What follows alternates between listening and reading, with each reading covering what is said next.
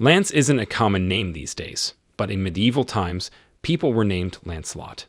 Today, I'm going to recap a 2004 action-adventure film called The Day After Tomorrow.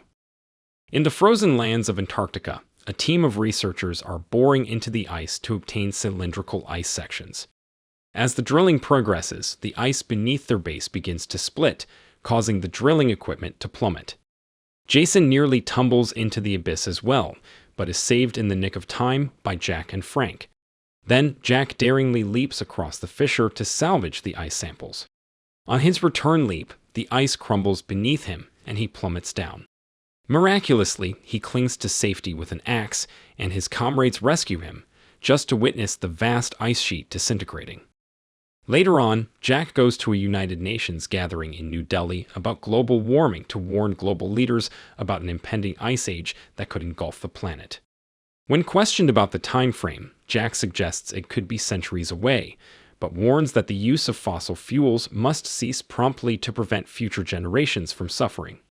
However, the leaders dismiss his warnings as exaggerated due to the high costs involved. Outside, people demonstrate against climate change, and a journalist notes the unusual snowfall causing turmoil in the region, a first for the area. Post-conference, Jack encounters Terry from the National Oceanic and Atmospheric Administration, who concurs with Jack's views, and they depart to discuss theories. Shortly after, at Terry's surveillance center in Scotland, an employee notes a drastic temperature fall on a buoy, but his colleague dismisses it as a fluke. They don't mention this to Terry when he returns. In Japan, amidst a typical rainy day, massive hailstones suddenly rain down, wreaking havoc on vehicles and structures, and tragically causing fatalities. In the United States, Hurricane Nolani stuns meteorologists with its unprecedented strength, leading to numerous fatalities. Astronauts on the International Space Station are equally astounded to see massive, unusual storms forming in the atmosphere of the Earth. At the same time, Jack's son Sam is on a flight to New York with his pal Brian and his crush, Laura. Sam, who's scared of flying, becomes even more anxious when their plane hits a massive storm, causing a lot of turbulence. The pilot warns of rough conditions, leading everyone to buckle up and brace themselves as the plane shakes violently, causing luggage to tumble down the aisle. Luckily, the turbulence is brief, and Sam, realizing he's gripping Laura's hand, quickly lets go. Arriving in New York, they notice an unusual sight, a massive flock of birds heading west, seemingly fleeing from something. Oddly, animals at farms and zoos also appear spooked, behaving in a fearful manner. At the competition, Sam's group performs well, but Sam is distracted by a boy from another school, JD, who seems to be flirting with Laura. Back at the monitoring station, Terry finally observes the significant drop in ocean temperature on the buoy. An employee shares his earlier observation, but they soon find that multiple buoys are reporting similar data, indicating it's not a glitch. Terry decides to inform Jack that his theory about a rapid climatic shift, unseen since the last ice age 10,000 years ago, is unfolding. Jack's unique forecast model is the only one that can predict this scenario. Meanwhile, news reports indicate that Hurricane Nolani is intensifying, leading to beach closures by the Coast Guard. In California, a weather center technician is distracted by his girlfriend's company, neglecting his duties. She's startled by a noise, but it's just the janitor.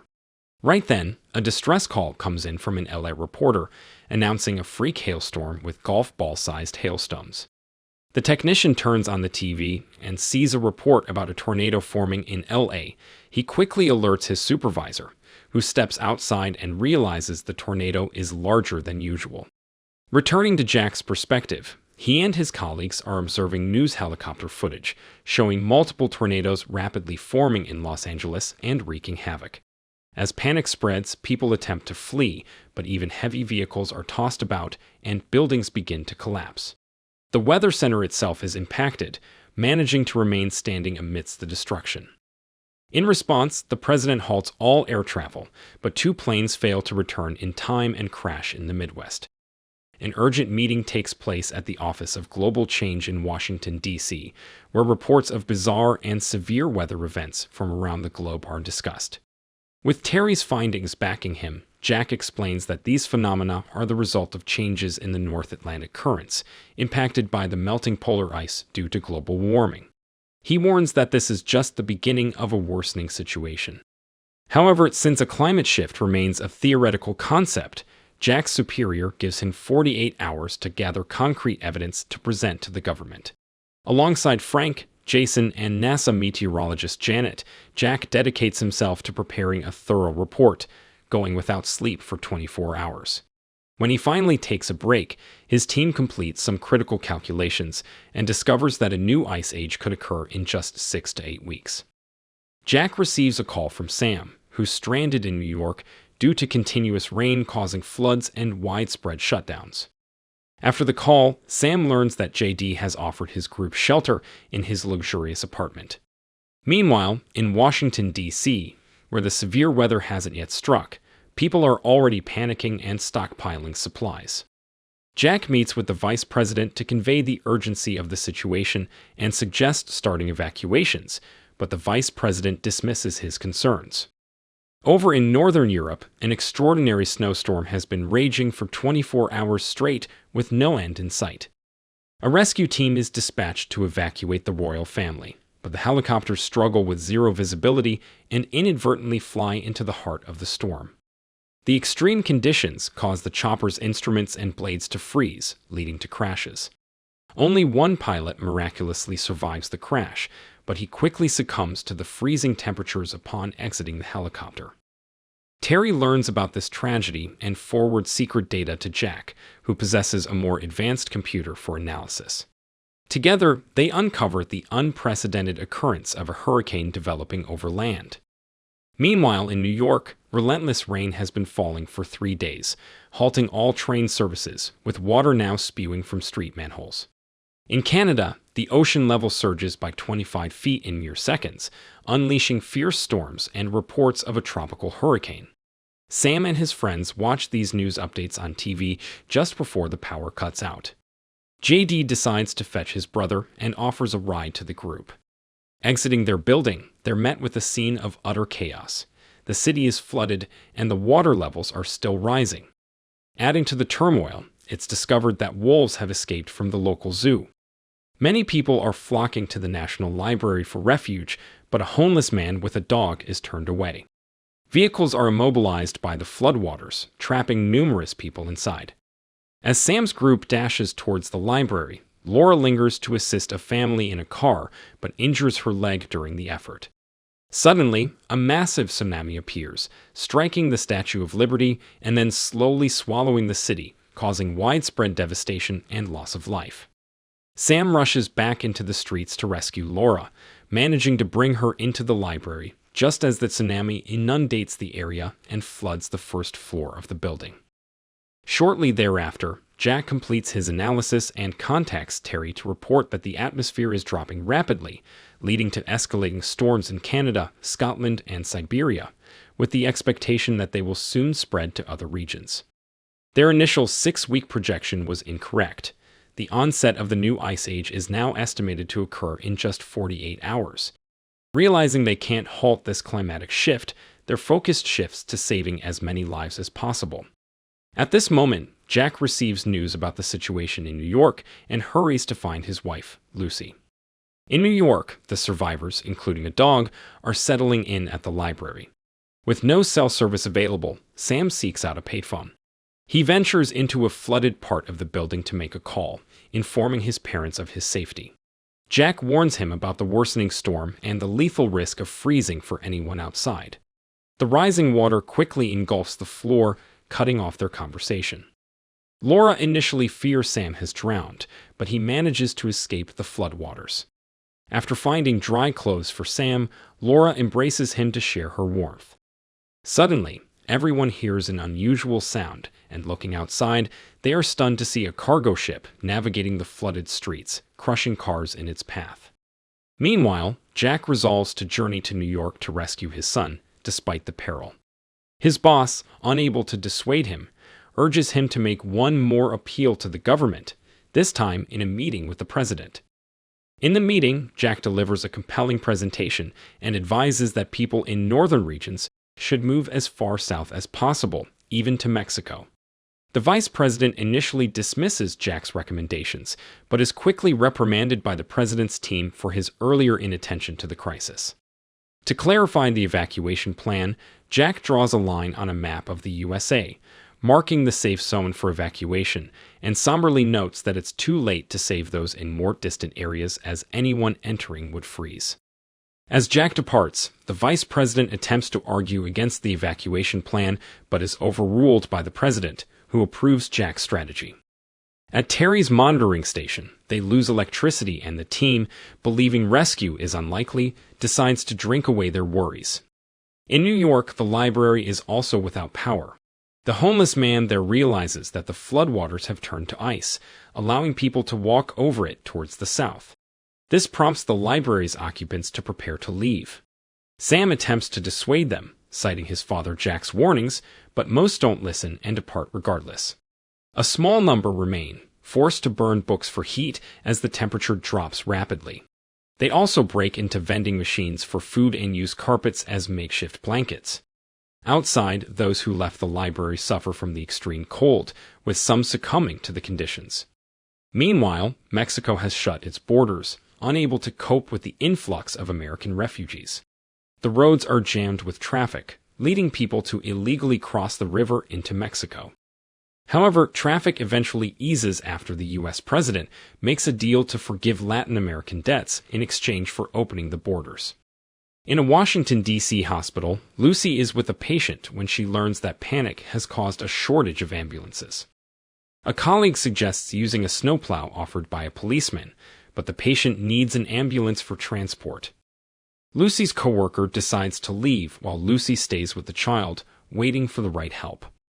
Back to Jack, he's unexpectedly joined by Frank and Jason in his mission to rescue Sam. Using equipment designed for Antarctic expeditions, they navigate the frozen terrain in their truck until they hit a roadblock. They continue on foot, connected by a rope and using snowshoes. For hours, they trek through the snow-covered landscape, unaware of the surfaces beneath them, at one point unwittingly crossing over a buried building. The glass beneath them shatters, and Frank plummets through it, pulling Jack and Jason with him. Jack stops their fall using his axe, but the glass under him is also cracking. Initially, Frank detaches their main supplies bag by cutting the rope, but when that's insufficient, he makes the ultimate sacrifice by cutting his own rope, falling to his demise while his friends cry out in horror. Subsequently, Jack and Jason erect a tent to survive the night. Meanwhile, at the hospital, an ambulance finally arrives to transport Lucy and her patient. Over at the White House, the president is being evacuated, but shortly after, the vice president learns that the president was caught in the storm and didn't survive. From the International Space Station, astronauts observe a vast cloud engulfing the Earth and capture images to send to Janet. Upon seeing these, Janet predicts that the storm from Canada will reach New York within an hour. At the library, unable to sleep, Laura and Sam engage in conversation, leading to Sam confessing his feelings for her, and Laura reciprocates with a kiss. The next morning, they find Laura has succumbed to unconsciousness due to a fever. Consulting a medical book, they realize her leg wound has led to blood poisoning, and she urgently needs penicillin. Determined, Sam, along with Brian and JD, venture to the nearby cargo ship in search of medicine. Unbeknownst to them, the wolves that escaped from the zoo are tracking their scent. The infirmary door on the ship is locked, so Sam daringly maneuvers around the outside wall from a corridor window and breaks into the infirmary, letting his friends in. Brian locates the penicillin, but before they leave, JD and Brian suggest they should also gather food. As they search the kitchen, the trio is suddenly ambushed by the wolves, leading to a frantic chase throughout the ship. One of the wolves bites Jason's leg, prompting Sam to strike it on the head until it releases his friend. They quickly shut the door, trapping the wolf outside. Just then, the eye of the storm descends over New York. Sam devises a strategy. He'll distract the wolves, allowing his friends to secure the room. Sam attempts to re-enter through the same window from the outside wall, but accidentally steps on broken glass, attracting the wolves' attention earlier than intended. He runs, successfully luring them into a corridor where he locks them in. Meanwhile, the wolves try to find another way into the kitchen, but Brian and JD have already secured that door and are now gathering supplies. They load their supplies and an injured JD onto a boat and begin to exit the ship, just as the surrounding buildings start to freeze and collapse. Brian and Sam carry JD back to the library, managing to enter the heated room just before the rest of the building succumbs to the freeze. They quickly work to enhance the fire's warmth. In the frozen wilderness, Jack and Jason press on, but Jason eventually collapses from exhaustion. Jack drags him through the snow until he finds an open vent in the eye of the storm, through which he tosses Jason and himself, narrowly avoiding the freeze. A few hours later, Jason awakens to find a tent set up and several fires burning. Jack is eager to continue their journey, dismissing Jason's suggestion to wait, worried that Sam might not last much longer. As they traverse the storm-laden landscape, Jack and Jason encounter numerous frozen bodies. They only pause to sleep in their tent at night. During these moments, Jack reflects on humanity's survival through a past ice age, pondering if they will be able to endure this one if they don't start being more careful. After some time, the crew aboard the International Space Station observes the storm beginning to dissipate in Europe, revealing glimpses of land once again. Simultaneously, Jack steps out of the tent and is greeted by clear skies. This makes their journey easier, and soon Jack and Jason arrive in New York. They are greeted by the sight of the Statue of Liberty, now completely encased in ice, and numerous ships trapped in the frozen expanse. When their GPS indicates that they are directly above the library, Jack is heartbroken, fearing that Sam might have been buried under the snow. However, refusing to lose hope, they manage to locate an opening in the snow and enter the building through a window. As they search the building, their hopes begin to wane, but eventually they see light seeping from beneath a door. Upon opening it, they find everyone, including a recovering Laura, safe and sound. Sam and Jack embrace warmly, relieved to be reunited. Later in Mexico, the vice president, now serving as the new president, acknowledges the library survivors' ordeal on television. He admits his previous errors in judgment and announces a large-scale rescue operation to save those stranded in the northern states. Helicopters soon arrive in New York and evacuate the group, including the dog, and manage to rescue numerous other survivors from different buildings. Meanwhile, astronauts aboard the International Space Station observe the Earth, marveling at the unprecedented clarity of the atmosphere. If you enjoyed this video, don't be shy to hit the like button, and if you disliked it, hit the dislike button twice, just to be sure. It would be best if you watched the whole movie. Thank you very much for watching. Please subscribe for more videos like this.